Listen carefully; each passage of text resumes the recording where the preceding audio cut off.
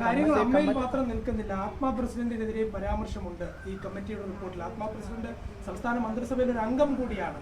അപ്പോൾ സ്വാഭാവികമായിട്ടും ഇത്തരത്തിലുള്ള ആളുകൾ രാഷ്ട്രീയത്തിലുള്ളവർ സിനിമയിലുള്ളവർ രാഷ്ട്രീയത്തിലുള്ളത് കൊണ്ടാണോ ഈ റിപ്പോർട്ടുകൾ ഇങ്ങനെ 4.5 വർഷമൊക്കെ അടയിരുന്നു പോകുന്നത്? അല്ല, റിപ്പോർട്ട് എന്തുകൊണ്ടാണ് ഇത്രയും കാലം ഇങ്ങനെ കോൾഡ് സ്റ്റോറേജിലായി പോയതെന്ന കാര്യത്തിൽ മതിയായ വിശദീകരണം ലഭിച്ചിട്ടില്ല.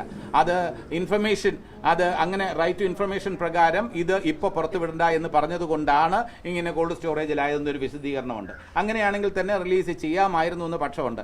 അതിൻ്റെ നിയമവശങ്ങൾ പറയാൻ ഞാൻ ആളല്ല. പക്ഷേ ഇത്രയും നാൾ ഇങ്ങനെ വയ്ക്കാൻ പാടില്ലായിരുന്നു. 5 വർഷം മുമ്പ് അതിനും മുമ്പ് നടന്ന കാര്യങ്ങളെക്കുറിച്ചുള്ള ഒരു സമഗ്ര പഠനം നടത്തിയതിന് ശേഷം അതിൻ്റെ ഫൈൻഡിങ്സ് വീണ്ടും 5 വർഷത്തിന് ശേഷം വരുമ്പോൾ ഔട്ട്ഡേറ്റഡ് എന്ന് പറയില്ല, അതിലെ വിഷയങ്ങൾക്ക് പ്രസക്തിയുണ്ട്. പക്ഷേ നമ്മളിത് അന്ന് തന്നെ പ്രസിദ്ധീകരിച്ചിരുന്നെങ്കിൽ ഈ കാര്യങ്ങൾക്കെല്ലാം ഇന്നെത്തുമ്പോൾ ഒരുപാട് കാര്യങ്ങൾക്ക് പരിഹാരമുണ്ടാകുമായിരുന്നു. ഈ 5 വർഷം ഈ കോൾഡ് സ്റ്റോറേജിലിരുന്ന പീരീഡ്, ആ പീരീഡിൽ ഇപ്പോൾ നടിമാർ ആരോപണം ഉന്നയിക്കുന്നുണ്ടെങ്കിൽ ഈ നടിമാരുടെ ആരോപണം ഇന്നുണ്ടാകുമായിരുന്നില്ല. 5 വർഷം മുമ്പ് ഇത് പുറത്തിറങ്ങിയിരുന്നെങ്കിൽ ഈ റിപ്പോർട്ട് തയ്യാറാക്കിയതിന് ശേഷമുള്ള അല്ലെങ്കിൽ ഇന്ന് വരെയുള്ള ഈ പീരീഡിൽ നിങ്ങൾ പറയുന്നു അഭിനേത്രികൾക്ക് കുറച്ച് പേർക്ക് പരാതിയുണ്ട്, ആ പരാതി ഉണ്ടാകുമായിരുന്നില്ല. ഇപ്പോൾ ഒരു ഭയമുണ്ട്.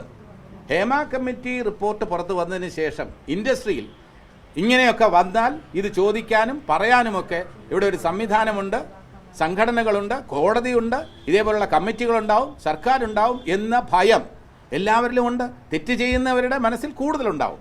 താങ്കൾ അമ്മയുടെ വൈസ് പ്രസിഡന്റാണ്.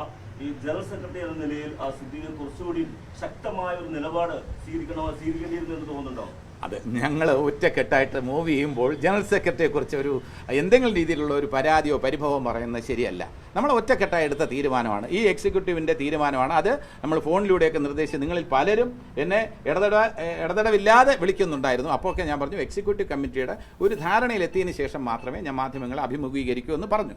അപ്പോൾ അതിനുശേഷം ധാരണയിലെത്തിയ ബഹുമാനപ്പെട്ട പ്രസിഡന്റും ജനറൽ സെക്രട്ടറിയും ഒക്കെ ഞങ്ങളോട് ചോദിച്ചിട്ട് ഞങ്ങളുടെയും കൂടെ അഭിപ്രായം കണക്കിലെടുത്തിട്ടാണ് വ്യക്തമായ ഒരു തീരുമാനം സിദ്ദീഖ് പറഞ്ഞിട്ടുള്ളത്. ആ പറഞ്ഞതിൽ ഏതെങ്കിലും കാര്യത്തിൽ നിങ്ങൾക്ക് എന്തെങ്കിലും രീതിയിൽ സംശയങ്ങളുണ്ടെങ്കിൽ അത് ക്ലാരിഫൈ ചെയ്യാനും കൂടിയാണ് ഞാൻ ഇവിടെ നിൽക്കുന്നത്. ഒരു കാര്യം കൂടി, ഈ ആക്രമിക്കപ്പെട്ട ഈ നടിയോട് അമ്മ പുലർത്തിയ സമീപനം അത് ശരിയായ സമീപനമായിരുന്നു എന്ന് ജഗദീഷ് തോന്നുന്നുണ്ട്? അല്ല, ഞാൻ പറഞ്ഞല്ലോ, അതിന് വ്യക്തമായ നിലപാടാണ്. ആക്രമിക്കപ്പെട്ട നടിയുടെ കാര്യത്തിൽ നീതി കിട്ടണം, അതിൽ തീർച്ചയായിട്ടും യഥാർത്ഥ പ്രതികൾ ശിക്ഷിക്കപ്പെടണം. അതാരാണെന്ന് കോടതി വളരെ സമയമെടുത്താണ്, കൂടുതൽ സമയമെടുത്താണ് അതിൻ്റെ വാദങ്ങളൊക്കെ നടക്കുന്നത്. വീണ്ടും അതിൻ്റെ പല വശങ്ങളും അന്വേഷിക്കുന്നുണ്ടെന്നാണ് ഞാൻ മനസ്സിലാക്കുന്നത്. ഇല്ലെങ്കിൽ ഇത്രയും നീണ്ടുപോയ ഒരു സംഭവം ഇല്ല. അപ്പോൾ സ്വാഭാവികമായിട്ടും നീതി കിട്ടും എന്ന് തന്നെയാണ് എൻ്റെ വിശ്വാസം.